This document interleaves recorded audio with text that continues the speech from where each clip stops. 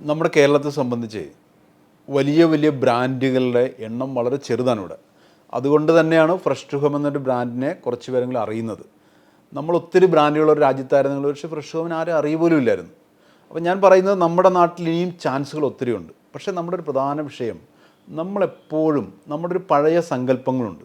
ആരെയും വിശ്വസിക്കരുത്, ഞാൻ തന്നെ ഇതെല്ലാം ചെയ്താലേ ശരിയാവൂ, പണമായാലും പൈസയായാലും എല്ലാ കാര്യവും എൻ്റെ തന്നെ കൺട്രോളിൽ പോകണം, എല്ലാം ഞാൻ അറിഞ്ഞേ പോകാവൂ എന്ന് ചിന്തിക്കുന്ന ജനത്തിൻ്റെ എണ്ണം വളരെ കൂടുതലാണ്. അങ്ങനെ ചിന്തിക്കുമ്പോൾ എന്ത് പറ്റും? നമ്മുടെ വളർച്ചയ്ക്കുള്ള നമ്മുടെ വലിപ്പം വളരെ ചെറുതായിപ്പോവും. നമ്മൾ ഏതെങ്കിലും ഒരു കടയിൽ ഒതുങ്ങേണ്ടി വരും, അല്ലെങ്കിൽ ഒരു സ്ഥാപനത്തിൽ മാത്രം ചെയ്യേണ്ടി വരും. അതിന് പകരം നിങ്ങളുടെ മനസ്സുകളെ അങ്ങ് തുറന്നു കൊടുക്കുക. വിവേകാനന്ദ സ്വാമി പറഞ്ഞ പോലെ ആനന്ദാകാശം പോലെ വിശാലവും ആഴി പോലെ അഗാധവുമായൊരു ഹൃദയം വേണം നമുക്ക്. ബിസിനസ്സിലും അത് തന്നെയാണ്. അങ്ങ് തുറന്നു വിട്. നമ്മൾ കുറേ ആൾക്കാർ നമ്മുടെ കൂടെ കൂട്ടൂ.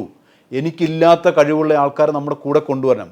അങ്ങനെ ഒരു ടീം വർക്ക് ഉണ്ടായാൽ ഞാനും നിങ്ങളും സ്വപ്നം കാണുന്നതിൻ്റെ അപ്പുറത്തേക്ക് നമ്മുടെ നാട്ടിൽ വലിയ ബിസിനസ്സുകൾ ഉണ്ടാകുന്ന കാര്യത്തിൽ ഒരു സംശയമില്ല.